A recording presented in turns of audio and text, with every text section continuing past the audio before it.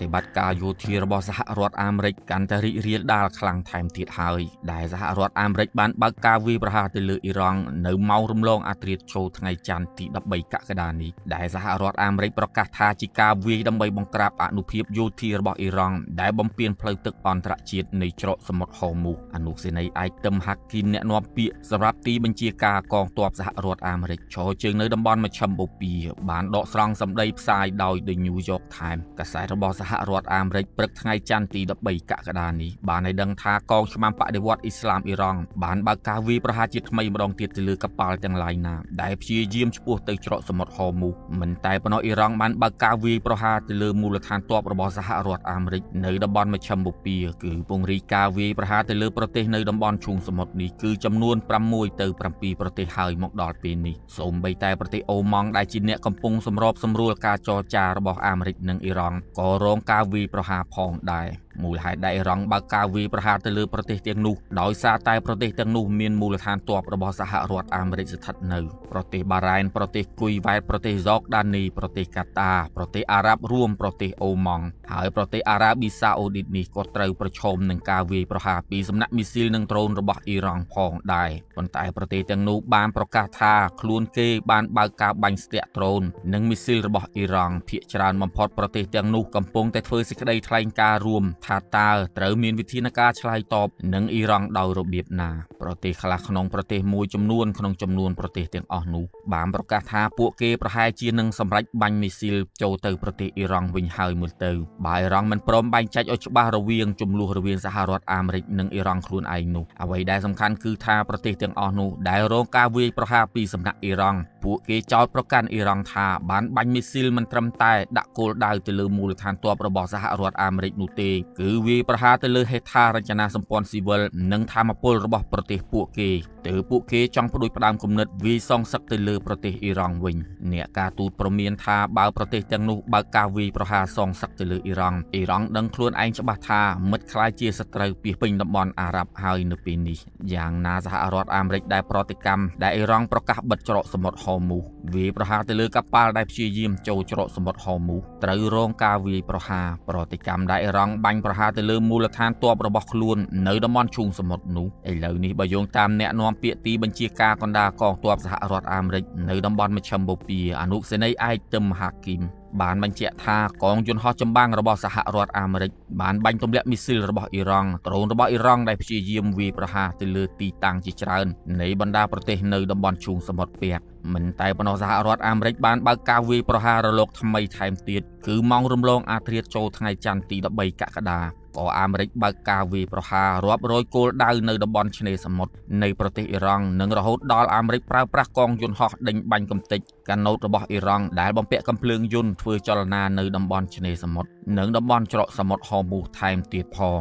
គោលដៅគឺដើម្បីបង្ក្រាបអ៊ីរ៉ង់មិនឲ្យមានលទ្ធភាពនៃការចាប់យកច្រកសមុទ្រហូមូសជាចំណាប់ខ្មាំងរបស់ខ្លួនបានជាដាច់ខាតទាមទារធ្វើយ៉ាងណាឲ្យច្រកសមុទ្រហូមូសត្រូវតែក្លាយជាផ្លូវទឹករបស់ពិភពលោកទីបញ្ជាការកណ្ដាលរបស់កងទ័ពសហរដ្ឋអាមេរិក CENTCOM បានធ្វើការកត់សម្គាល់ថាប្រធានាធិបតីសហរដ្ឋអាមេរិកលោកដូណាល់ត្រាំបានចេញបញ្ជាផ្ទាល់ជាថ្មីម្ដងទៀតទាំងរំលងអាធ្រាត្រចូលដល់ថ្ងៃទី13កក្កដាដោយបញ្ជាឲ្យប្រតិបត្តិការវាយប្រហារទៅលើគោលដៅសំខាន់ៗរបស់អ៊ីរ៉ង់ថែមទៀតហើយបានដាក់បន្ទុកទៅឲ្យបញ្ជាការដ្ឋាន CENTCOM ជាអ្នកធ្វើសេចក្តីសម្រេចជ្រើសរើសគោលដៅដែលត្រូវកំទេចនោះប៉ុន្តែលោកដូណាល់ត្រាំនិយាយថាគោលដៅត្រូវកំទេចទាំងអស់មានរោងចក្រអគ្គិសនីទីតាំងថាមពលសំខាន់ដើម្បីទ្រទ្រង់របស់អ៊ីរ៉ង់គឺត្រូវតែកំទេចឃ្លាំងស្តុកគ្រាប់ឃ្លាំងស្តុកអាវុធផ្សេងទៀតក៏ត្រូវកំទេចហើយស្វែងរកឲ្យដឹងថាតើអាវុធទីណាដែលជាអាវុធគីមីរបស់អ៊ីរ៉ង់ត្រូវតែកំទេចទាំងស្រុងមិនតែប៉ុណ្ណោះលោកដូណាល់ត្រាំបានព្រមានថាកំពុងពិនិត្យមើលអំពីលទ្ធភាពកំទេចនៅទីតាំងនុយក្លេអ៊ែររបស់អ៊ីរ៉ង់ជាថ្មីម្ដងទៀតលោកដូណាល់ត្រាំប្រកាសថានៅពេលនេះអត់មានរបៀបវិរៈនៃការចរចាអំពីនុយក្លេអ៊ែរទៀតនោះទេ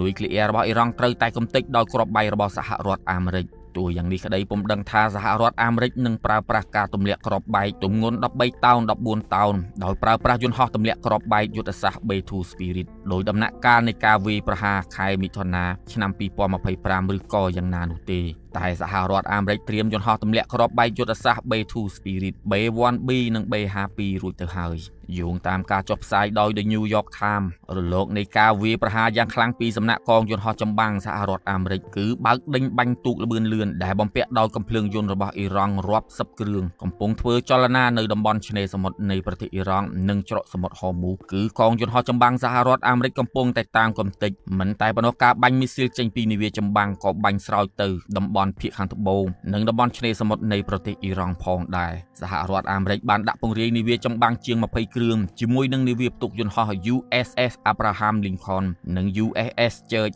H.W. Bush ចូលទៅដល់តំបន់នៃសមុទ្របេឈិមបូព៌ារួចរាល់អស់ហើយយន្តហោះចម្បាំងដែលស្ថិតនៅលើនាវានោះកំពុងតែបើកប្រតិបត្តិការហោះហើរវាយប្រហារគោលដៅជាច្រើននៅខាងក្នុងទឹកដីនៃប្រទេសអ៊ីរ៉ង់មានឮសំឡេងផ្ទុះនៅតំបន់រដ្ឋធានីតេអ៊ីរ៉ង់ក៏មានការផ្ទុះគ្រាប់បែកផងដែរប៉ុន្តែសហរដ្ឋអាមេរិកមិនបានប្រកាសថាខ្លួនបើកការវាយប្រហារទៅលើតំបន់រដ្ឋធានីតេអ៊ីរ៉ង់នៅឡើយនោះទេអ៊ីរ៉ង់កំពុងតែសង្ស័យថាតើការផ្ទុះនៅភាគខាងជើងបន្តិចនៃរដ្ឋធានីតេអ៊ីរ៉ង់ជាការវាយប្រហារដោយកងយោធាសហរដ្ឋអាមេរិកឬក៏ប្រទេសណាមួយចូលរួមពាក់ព័ន្ធនោះទេប៉ុន្តែអ៊ីរ៉ង់មិនបានចោទប្រកាន់ទៅលើអ៊ីស្រាអែលនោះទេជាមួយគ្នានេះកោះជាច្រើនដែលជាកោះរបស់អ៊ីរ៉ង់ដែលនៅតំបន់ឆ្នេរសមុទ្រពាក់តំបន់នៃច្រកសមុទ្រហូមូសរាប់ទាំងកោះខាកផងដែរកំពុងរងការវាយប្រហារយ៉ាងខ្លាំងដោយការទម្លាក់គ្រាប់បែកពីកងយន្តហោះរបស់សហរដ្ឋអាមេរិកហើយនៅឆ្នេរសមុទ្រនៃទីក្រុងកំពង់ផែអាបានដាអាបាសនិងហៃយ៉ាបាសកំពុងតែរងការវាយប្រហារក្រសួងការបរទេសអ៊ីរ៉ង់ចេញសេចក្តីថ្លែងការណ៍ថ្កោលទោសសហរដ្ឋអាមេរិកដោយចោទសហរដ្ឋអាមេរិកថាកំពុងបំពានច្បាប់អន្តរជាតិក្រសួងការបរទេសអ៊ីរ៉ង់បានបញ្ជាក់ទៀតថាកិច្ចព្រមព្រៀងបទឈប់បាញ់រវាងគ្នាសហរដ្ឋអាមេរិកនិងអ៊ីរ៉ង់បានអនុវត្តបាន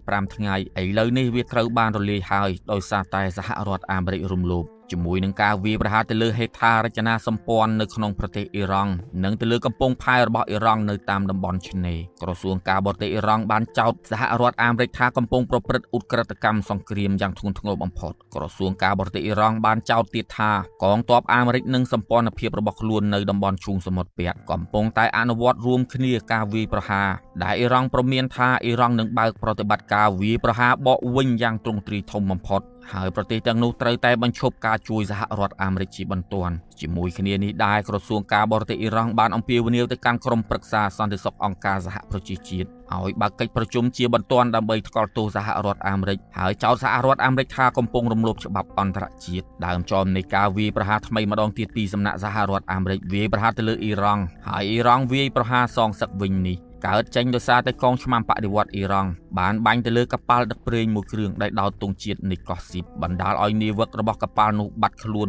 ននិងកប៉ាល់នេះរងការឆាបឆេះធ្ងន់ធ្ងរទៀតផងដែលកំពុងបើកចេញពីឈូងសមុទ្រអូម៉ង់ឆ្ពោះទៅច្រកសមុទ្រហូមូសនោះរបាយការណ៍ចុងក្រោយរាយការណ៍ដោយអាជ្ញាធរសមុទ្រនៃប្រទេសអូម៉ង់បានបញ្ជាក់ថាឥឡូវនេះនាវិកចំនួន23នាក់របស់កប៉ាល់ដែលដោតទង់ជាតិកោះស៊ីបនេះពួកគេកំពុងតែបាត់ខ្លួនក្រសួងការបរទេសនៃប្រទេសឥណ្ឌាបានប្រកាសថាការបាត់ខ្លួនអ្នកបើកកប៉ាល់នោះដែលនៅក្នុងនោះមានជនជាតិឥណ្ឌាម្នាក់ផងដែរដែលរដ្ឋមន្ត្រីសង្គ្រាមសហរដ្ឋអាមេរិកលោក Pete Hegseth សច្ចានឹងសងសឹកវាយបកអ៊ីរ៉ង់តើតែអ៊ីរ៉ង់អស់ជំរឿហើយបោះបង់ការតស៊ូរបស់ខ្លួនមកចរចាបើកច្រកសមុទ្រហូមូសជាលក្ខណៈផ្លូវទឹកអន្តរជាតិឡើងវិញសហរដ្ឋអាមេរិកប្រកាសថាប្រតិបត្តិការកាលពីថ្ងៃអាទិត្យគឺបើកការវាយប្រហារទៅលើអ៊ីរ៉ង់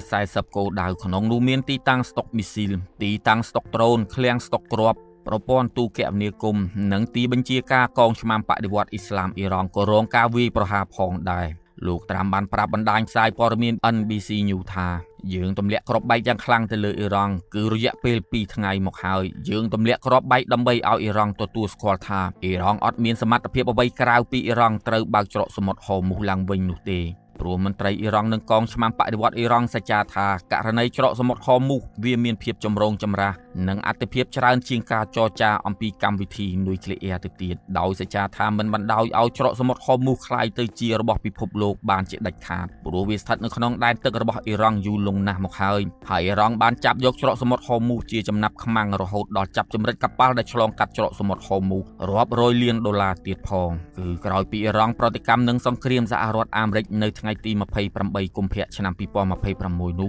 ះកងឆ្មាំបដិវត្តអ៊ីស្លាមអ៊ីរ៉ង់បានសច្ចាថានឹងធ្វើសង្គ្រាមដើម្បីច្រកសមុទ្រហូមូសរហូតដល់ដំណាក់កាលចុងក្រោយ ច្រកសមុទ្រហូមូខ្លាយជាគោលដៅនៃសង្គ្រាមសមុទ្រទៅហើយនៅពេលនេះទីបញ្ជាការកណ្ដាលកងទ័ពសហរដ្ឋអាមេរិកបញ្ជាក់ថាប្រតិបត្តិការសឹករបស់អាមេរិកនៅពេលនេះគឺកំពុងតែតាមប្រមាញ់នៃវាចម្បាំងរបស់អ៊ីរ៉ង់ដែលនៅសេសសល់ទូកល្បឿនលឿនរបស់អ៊ីរ៉ង់ត្រូវកំទេចដោយប្រកាសថារយៈពេលវាយលុកនៃការវាយប្រហារដោយកងយន្តហោះចម្បាំងនិងមីស៊ីលបាញ់ចេញពីនាវាចម្បាំងរបស់សហរដ្ឋអាមេរិកនោះគឺគោលដៅជាង300គោលដៅត្រូវបានកំទេចក្នុងនោះមានទីតាំងទីបញ្ជាការកងទ័ពអ៊ីរ៉ង់ទៀតផង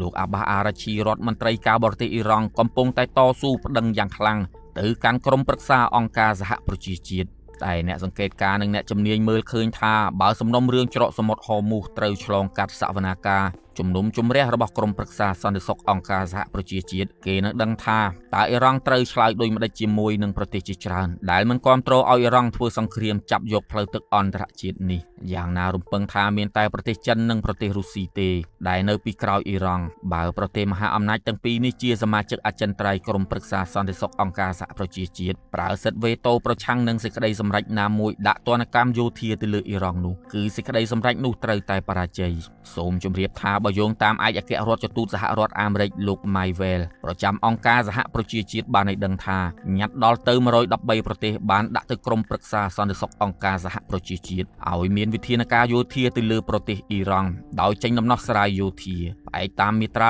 41និង42នៃធម្មនុញ្ញអង្គការសហប្រជាជាតិស្តីពីអំណាចនិងបុព្វសិទ្ធិរបស់ក្រុមប្រឹក្សាសន្តិសុខអង្គការសហប្រជាជាតិប៉ុន្តែញ៉ាត់របស់ប្រទេសទាំងនោះកំពុងតែខ្ទាស់ដោយរុស្ស៊ីនិងប្រទេសចិន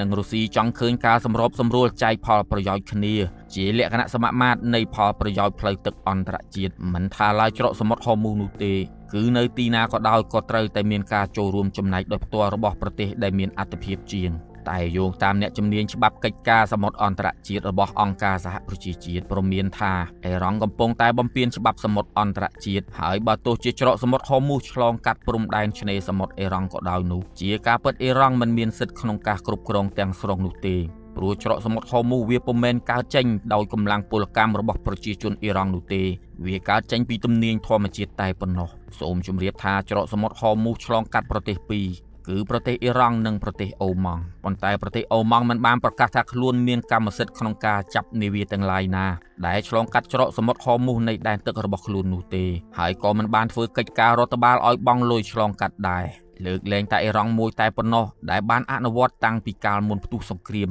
កើតឡើងនៅថ្ងៃទី28កុម្ភៈមកនោះក្រុមប្រទេសនៅតំបន់មជ្ឈិមបូព៌ាកំពុងតែធ្វើសំណើច្បាប់អន្តរជាតិមួយថាច្រកសមុទ្រហូមូសដែលមិនមែនកើតចេញពីកម្លាំងធនធានមនុស្សរបស់ប្រទេសអ៊ីរ៉ង់គឺអ៊ីរ៉ង់អត់មានសិទ្ធិនោះទេចំពោះអ៊ីស្រាអែលវិញត្រូវបានរាយការណ៍មកថាកំពុងតែផ្ទៀងផ្ទាត់អំពីយុទ្ធសាស្ត្រសង្គ្រាមចុងក្រោយរបស់ខ្លួនបើទោះជាអ៊ីស្រាអែលប្រកាសថាខ្លួនអត់ទាន់មើលឃើញថាខ្លួនត្រូវចូលពាក់ព័ន្ធជាមួយនឹងសហរដ្ឋអាមេរិកក៏ដោយនោះអ៊ីស្រាអែលនិយាយថាសង្គ្រាមដែលអាមេរិកនិងអ៊ីរ៉ង់បើកការវាយប្រហារគ្នាដោយអត់ឃើញមានមីស៊ីលមួយគ្រាប់ណាបាញ់ចេញពីភាគីប្រទេសអ៊ីរ៉ង់ឬសម្ព័ន្ធភាពរបស់អ៊ីរ៉ង់ចូលទៅលើទឹកដីនៃប្រទេសអ៊ីស្រាអែលនោះទេរដ្ឋមន្ត្រីក្រសួងការពារជាតិនៃប្រទេសអ៊ីស្រាអែលលោកអ៊ីស្រាអែលកាសព្រមានថាបើគ្រាប់មីស៊ីលណាមួយក៏ដោយឲ្យតែធ្លាក់ចូលទឹកដីអ៊ីស្រាអែលនៅពេលនេះគឺសន្មតថាវាជាគ្រាប់មីស៊ីលរបស់អ៊ីរ៉ង់គឺអ៊ីស្រាអែលចាំបាច់ត្រូវតែបើកប្រតិបត្តិការវាយបកយ៉ាងលឿនរហ័សបំផុតគឺមានលក្ខណៈទ្រង់ទ្រីធំជាងមុនទៅទៀតទាំងនាយករដ្ឋមន្ត្រីអ៊ីស្រាអែលបេនយ៉ាមីននេតានយ៉ាហ៊ូទាំងរដ្ឋមន្ត្រីការពារជាតិរបស់អ៊ីស្រាអែលប្រកាសថាកងកម្លាំងទ័ពជើងអាកាសរបស់អ៊ីស្រាអែលទ័ពមីស៊ីលរបស់អ៊ីស្រាអែលបានរៀបរយអស់ហើយនៅក្នុងប្រតិបត្តិការពិសេសចុងក្រោយមួយប្រសិនបើអ៊ីស្រាអែលរងការវាយប្រហារដោយមីស៊ីលពីអ៊ីរ៉ង់នោះហើយប្រសិនបើសហរដ្ឋអាមេរិកបើកភ្លើងខៀវឲ្យអ៊ីស្រាអែលចូលរួមពាក់ព័ន្ធនោះគឺអ៊ីស្រាអែលបើកការវាយប្រហារយ៉ាងលឿនរហ័សបំផុតសូមជម្រាបជូនថានៅក្នុងទឹកដីនៃប្រទេសអ៊ីស្រាអែលក៏មានកងទ័ពសហរដ្ឋអាមេរិកស្ថិតនៅផងដែរមូលដ្ឋានកងទ័ពអាមេរិកទ័ពអាកាសអាមេរិកគឺស្ថិតនៅលើទឹកដីនៃប្រទេសអ៊ីស្រាអែលនេះផងដែរហើយកងយន្តហោះចម្បាំងសហរដ្ឋអាមេរិកក៏ចុះចតនៅលើទឹកដីអ៊ីស្រាអែលក្នុងសង្គ្រាមវាយប្រហាររបស់អ៊ីរ៉ង់នៅយប់ថ្ងៃអាទិត្យនេះផងដែរប៉ុន្តែអ៊ីរ៉ង់មិនបានបើកការវាយប្រហារតាមបាញ់មូលដ្ឋានកងទ័ពសហរដ្ឋអាមេរិកនៅក្នុងទឹកដីអ៊ីស្រាអែលនោះទេអ្វីដែលអ្នកសង្កេតការមើលឃើញថាគឺអ៊ីរ៉ង់ខ្លួន គេផ្ទាល់ទំនងមិនចង់ឲ្យអ៊ីស្រាអែលលូកដៃវាយប្រហារទៅលើអ៊ីរ៉ង់នោះទេព្រោះអ៊ីស្រាអែលបើកប្រតិបត្តិការម្ដងគឺមានលក្ខណៈពិសេសនិងទ្រង់ទ្រីធំ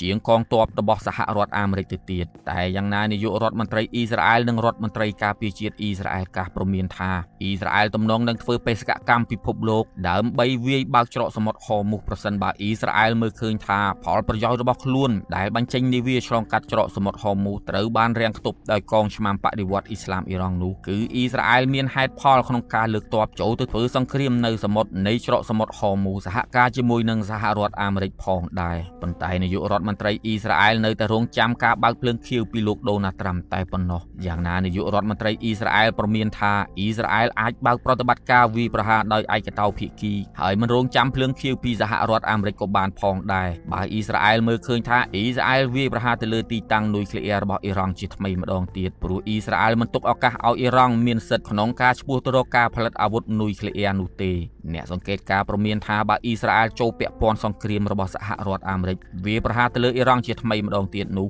វាអាចនឹងផ្ទុះសង្គ្រាមពេញទំហឹងនៅក្នុងទឹកដីប្រទេសអ៊ីរ៉ង់ចង់មិនចង់អ៊ីស្រាអែលនឹងប្រើប្រាស់សេណារីយ៉ូមួយធ្វើឲ្យមានការផ្ទុះវាយប្រហារនៅកណ្ដាលទីក្រុងតេអ៊ីរ៉ង់ផងដែរព្រោះតែលោកនាយករដ្ឋមន្ត្រីអ៊ីស្រាអែលប៊េនចាមីននេតានយ៉ាហ៊ូប្រកាសថាលោកចង់ទាញឲ្យមានបដិវត្តន៍ផ្ដួលរំលំរបបសាធារណរដ្ឋអ៊ីស្លាមអ៊ីរ៉ង់ចេញពីកម្លាំងស៊ូបង្កប់នៅក្នុងប្រទេសអ៊ីរ៉ង់បច្ចុប្បន្ននេះព្រោះដឹងថាប្រជាជនអ៊ីរ៉ង់91លាននាក់នោះគឺមិនគ្រប់គ្រងរបបសាធារណរដ្ឋអ៊ីស្លាមអ៊ីរ៉ង់បច្ចុប្បន្ននេះរហូតដល់ទៅ85លាននាក់ឯណោះគេធ្លាប់ធ្វើបាតកម្មប៉ុនប៉ងទាញទម្លាក់រដ្ឋាភិបាលសាធារណរដ្ឋអ៊ីស្លាមអ៊ីរ៉ង់ម្ដងរួចទៅហើយកាលពីដើមខែមករាឆ្នាំ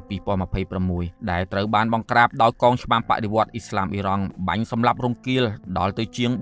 42000 នាក់របួស 100,000 នាក់និងចាប់ខ្លួនប្រមាណ 50,000 នាក់នាយករដ្ឋមន្ត្រីអ៊ីស្រាអែលប៊េនចាមីននេតានយ៉ាហ៊ូទទូចថាដើម្បីធ្វើឲ្យតំបន់មជ្ឈិមបូព៌ាមានសន្តិភាពទាល់តែបញ្ចប់របបសាធារណរដ្ឋអ៊ីស្លាមបច្ចុប្បន្ននេះដែលមានអាយុកាល47ឆ្នាំហើយមកដល់ពេលនេះ